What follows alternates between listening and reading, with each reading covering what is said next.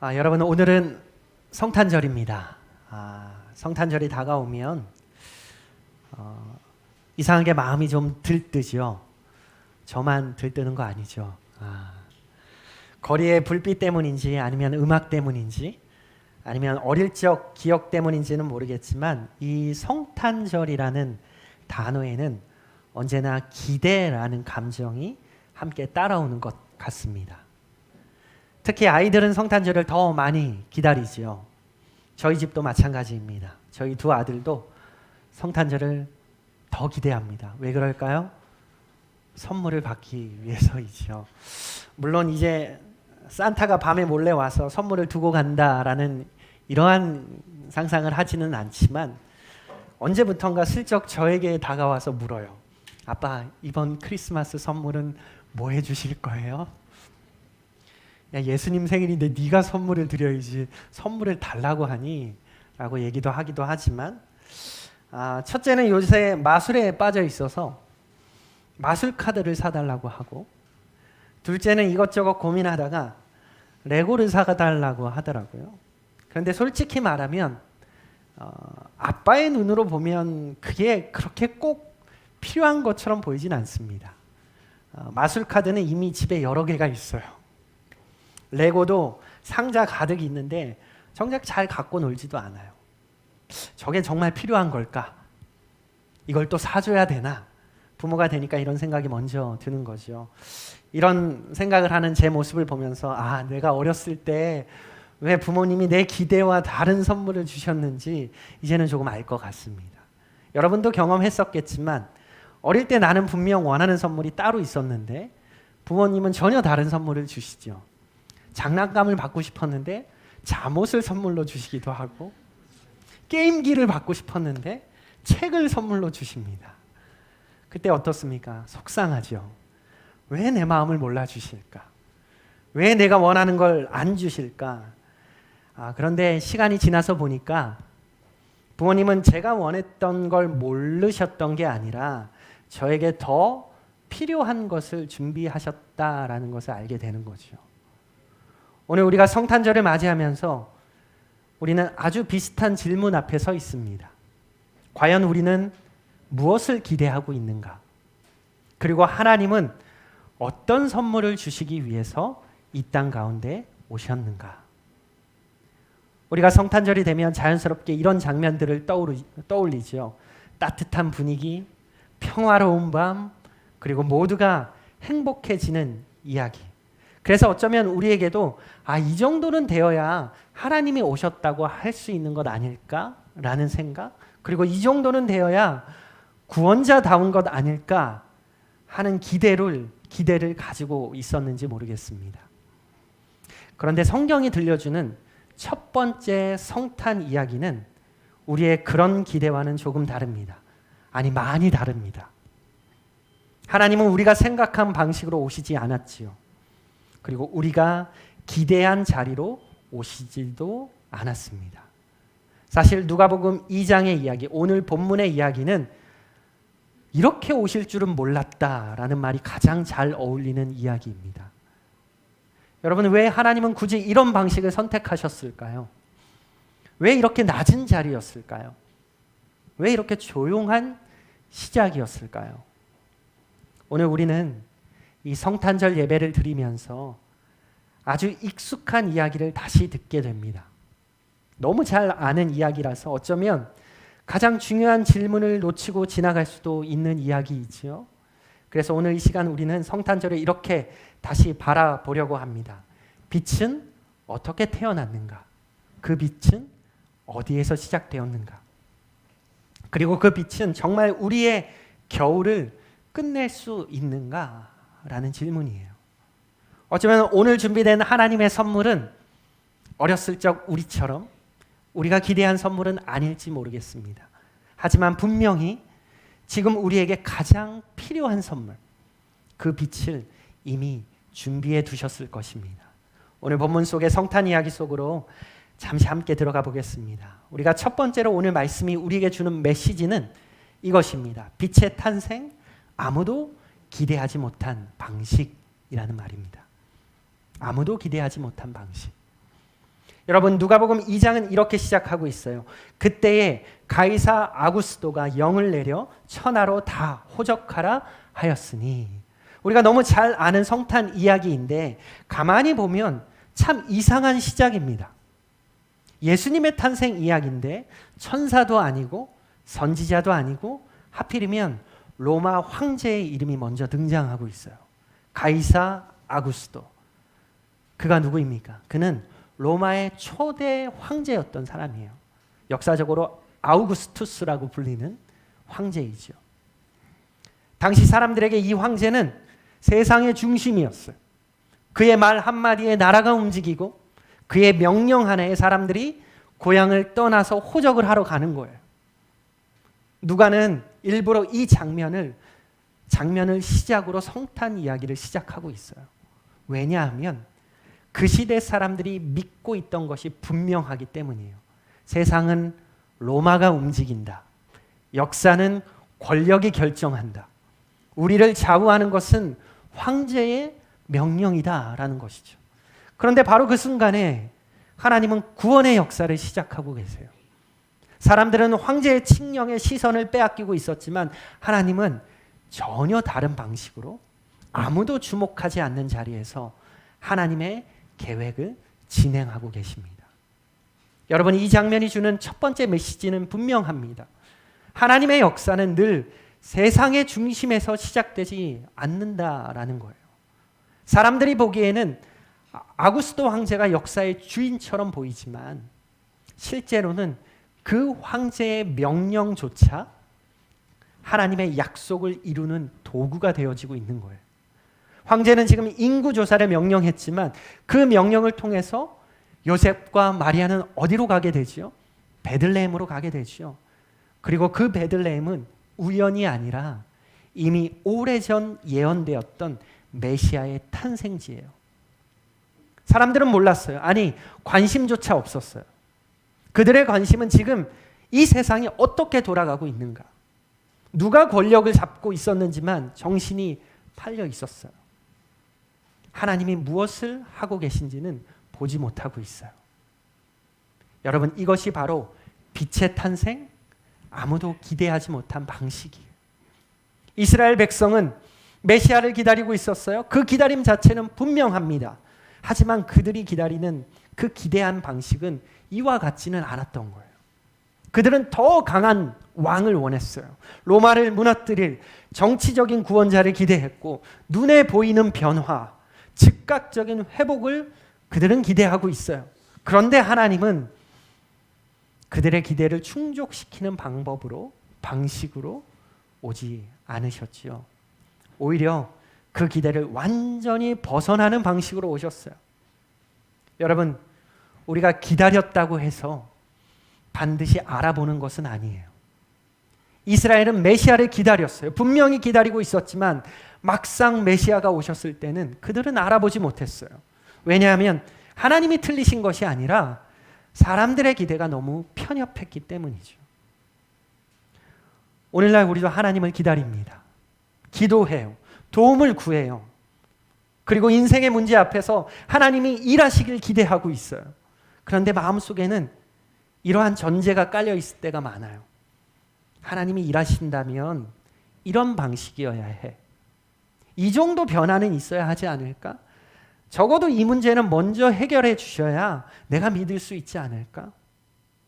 그리고 하나님이 그 기대와 다른 방식으로 일하실 때 우리는 쉽게 실망하는 거죠. 하나님이 침묵하신다고 느끼고 아무 일도 일어나지 않는 것처럼 말하고 느끼기도 해요. 하지만 누가복음 2장은 우리에게 이렇게 말하고 있습니다. 하나님은 일하지 않으신 적이 없다. 우리가 알아보지 못했을 뿐이다. 하나님은 가장 조용한 방식으로, 어쩌면 가장 느린 것처럼 보이는 방식으로, 그러나 가장 정확한 방식으로 하나님의 약속을 이루고 계십니다. 여러분, 성탄은 우리에게 아주 중요한 질문을 던져요. 나는 하나님을 기다리고 있는가? 아니면 내가 생각한 방식의 하나님만 기다리고 있는가? 혹시 우리는 하나님이 이미 일하고 계심에도 불구하고 이건 내가 기대한 방식이 아니야 라는 이유로 그분의 역사를 보지 못하고 지나치고 있는 것은 아닐까. 성탄의 빛은 여러분 화려하게 등장하지 않았어요. 눈에 띄는 방식으로 오지 않았어요. 그러나 분명히 그 빛은 이미 세상에 들어와 있습니다. 오늘 성탄절 예배를 드리며 여러분 우리의 기대를 잠시 내려놓고 하나님의 방식을 다시 신뢰할 수 있기를 원합니다. 내가 생각한 때가 아니더라도, 내가 기대한 방식이 아니더라도 하나님은 지금도 자신의 빛을 확실하게 준비하고 계신 분이십니다. 그리고 그 빛은 우리가 미처 기대하지 못한 자리에서 이미 태어나고 있을지도 몰라요. 그 놀라운 하나님의 방식을 신뢰할 수 있는 저와 여러분이 되기를 소망합니다. 두 번째로 오늘 말씀이 우리에게 주는 귀한 메시지는 빛의 탄생, 가장 낮고 차가운 자리라는 것입니다. 방금 우리는 하나님이 우리가 기대하지 못한 방식으로 오셨다라는 사실을 보았어요. 이제 두 번째는 그 하나님이 어디로 오셨는가, 그 자리를 함께 보려고 합니다. 누가복음 2장 6절과 7절 우리 다시 한번 같이 읽어보겠습니다. 6절 7절 시작. 거기 있을 그때에 해산할 날이 차서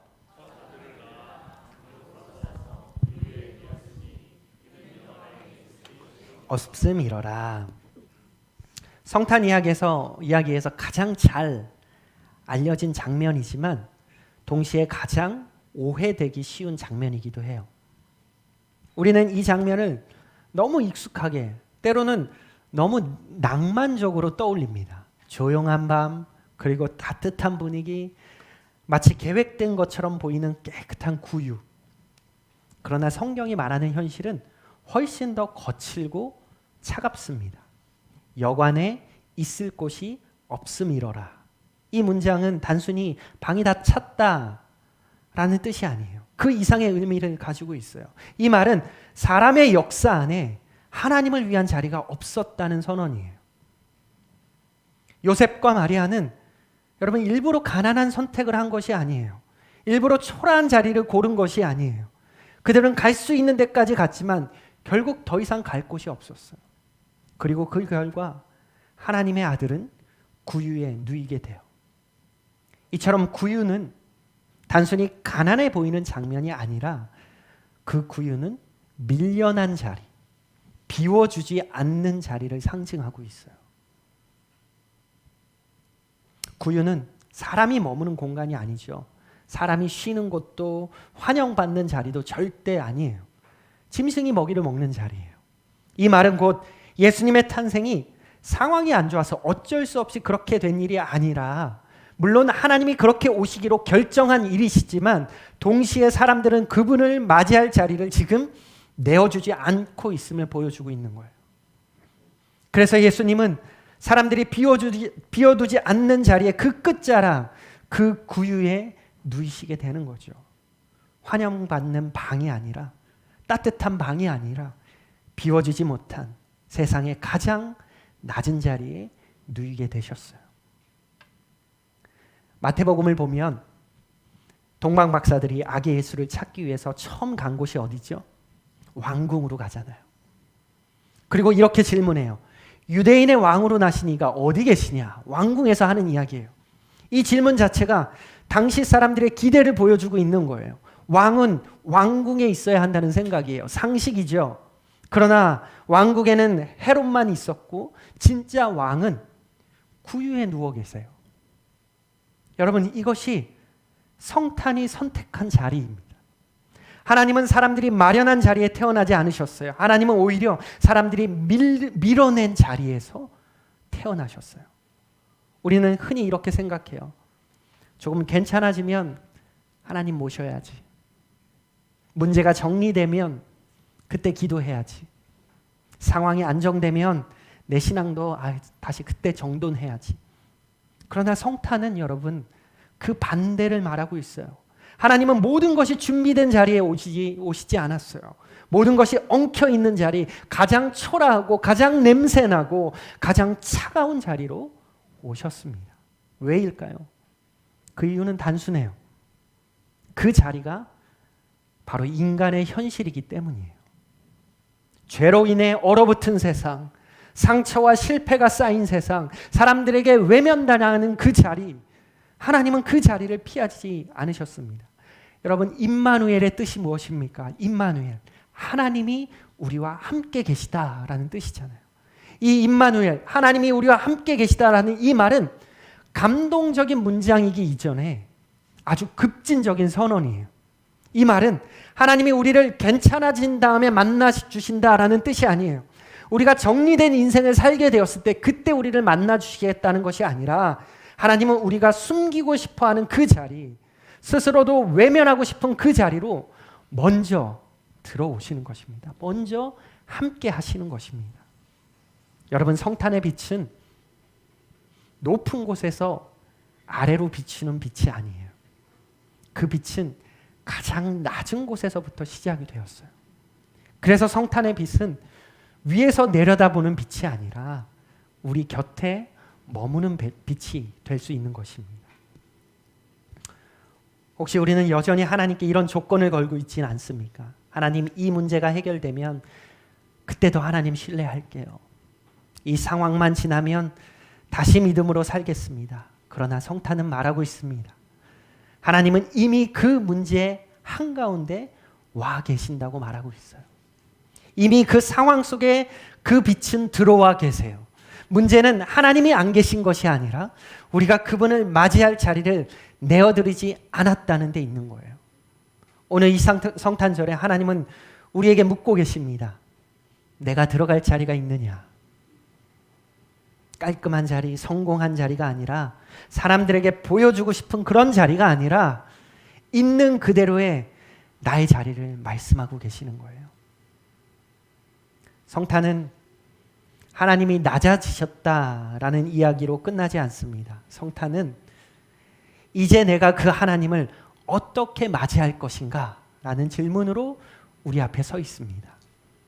오늘 이 예배를 드리며 하나님께 이렇게 고백할 수 있기를 바라요. 주님, 제 인생이 아직 정리되지 않았지만, 아직 헝클어져 있지만 그래도 이 자리에 오십시오. 가장 낮고 차가운 이 자리에도 내가 주님을 모시겠습니다. 이런 고백이 있는 우리의 성탄이 되기를 소망합니다. 마지막 세 번째로 보게 되는 성탄의 메시지는 이것입니다. 빛의 탄생, 겨울을 끝내기에 충분한 기쁨입니다. 우리가 지금 겨울왕국 시리즈를 진행하고 있다는 것은 알고 계시죠? 오늘로 세 번째인데 이제 누가복음은 장면을 완전히 바꾸고 있습니다. 궁전도 아니고 여관도 아니고 구유도 아닙니다. 성경은 우리를 베들레헴의 들판으로 데리고 갑니다.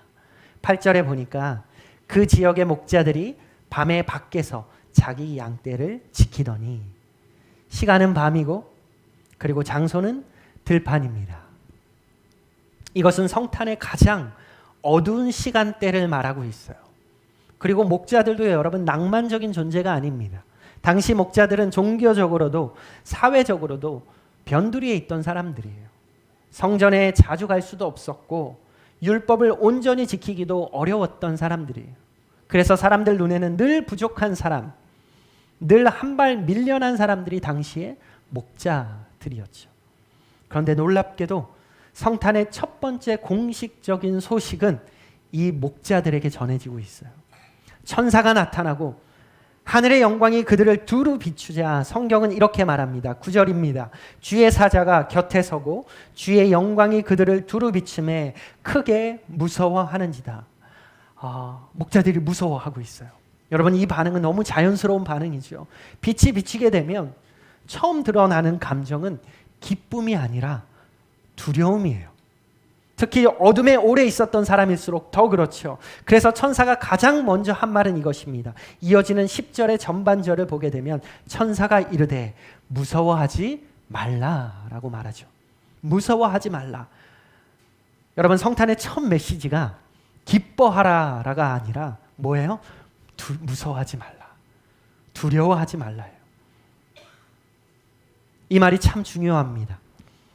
하나님이 오셨다고 해서 문제가 즉시 사라진 것도 아니고 목자들의 삶이 갑자기 달라진 것도 아니에요. 그들은 여전히 밤에 들판에서 양들을 지키며 서 있어요. 그런데 한 가지는 분명히 달라지고 있어요. 그 밤을 지배하던 두려움이 이제는 더 이상 그들의 삶을 끌고 가지 못하게 된 거예요. 천사는 계속해서 말하고 있어요. 10절 후반절 우리 같이 한번 읽어봅시다. 시작. 보라, 내가 온 백성에게 미칠 큰 기쁨의 좋은 소식을 너희에게 전하노라. 여러분, 여기서 말하는 기쁨, 큰 기쁨의 좋은 소식, 이 기쁨은 기분 좋은 감정 정도가 아닙니다. 이 기쁨은 상황이 좋아졌기 때문에 생긴 기쁨이 아니에요. 이 기쁨은 여러분 선언이고 선포예요.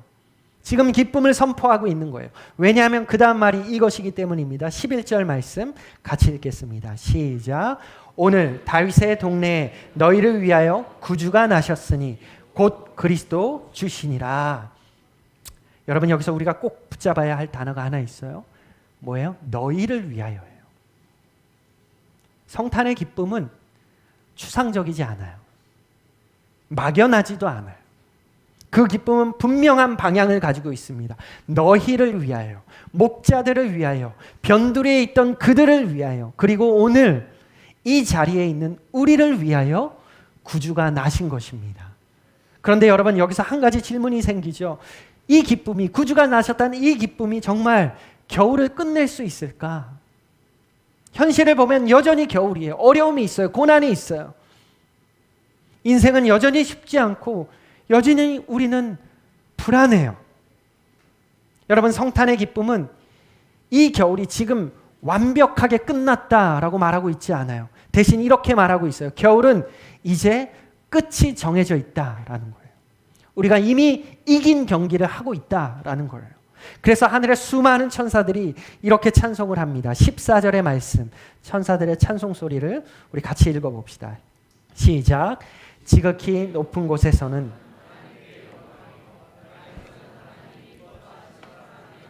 평화로다 아니라. 아멘. 이 평화는 단순히 전쟁이 없는 상태가 아니라 이 평화는 관계의 회복을 말하고 있어요. 하나님과 사람 사이에, 그리고 사람과 사람 사이에 얼어붙었던 그 관계가 녹기 시작했다라는 선언이에요. 여러분, 성탄의 기쁨은 문제가 사라져서 오는 기쁨이 아니라 그 문제보다 훨씬 크신 분이 오셨다라는 그 사실에서 오는 기쁨이에요. 그래서 이 기쁨은 겨울을 끝내기에 충분한 기쁨이 되는 것입니다. 보기엔 작아 보일지 모르겠지만 결정적인 기쁨이 되는 거예요. 오늘 이 기쁜 성탄절에 우리가 선택해야 할 것은 문제가 없는 삶이 아니라 내 기쁨의 근거를 어디에 두고 살 것인가 하는 것입니다. 성탄의 빛은 이미 왔어요. 이미 임해 있어요. 그 빛은 이미 이 세상에 들어왔어요. 그리고 그 빛은 겨울을 끝내기에 충분한 기쁨을 품고 있어요. 이제 중요한 것은 그 기쁨을 오늘 우리가 어떻게 받아들이느냐 하는 것입니다. 오늘 이 기쁜 성탄의 날에 우리의 모든 겨울을 끝내기 충분한 그 기쁨의 소식이 우리 가운데 충만하게 되는 은혜가 있기를 소망합니다. 한 가지 이야기를 나누고 오늘 말씀을 마치기 원합니다. 1981년에 처음 무대에 올려진 기독교 연극 가운데 지금까지도 공연되고 있고 또 수많은 사람들의 마음에 남아있는 작품이 하나 있어요. 제목은 빈방 있습니까? 들어보셨죠? 네. 연극을 보신 분들도 있을 것 같아요. 81년도에 초연이 되어서 지금까지도 계속해서 무대가 올려지고 있는 연극이에요. 이 연극의 배경은 이렇습니다. 성탄절을 앞두고 성탄극을 준비하던 한 교회가 배경이에요. 고등부 연극반에서 연극 성탄극을 준비하게 되었는데 연출을 맡았던 교사가 학생들의 반대에도 불구하고 지적인 장애가 있던 한 아이, 덕구라는 아이인데요. 그 아이에게 여관 주인 역을 맡깁니다.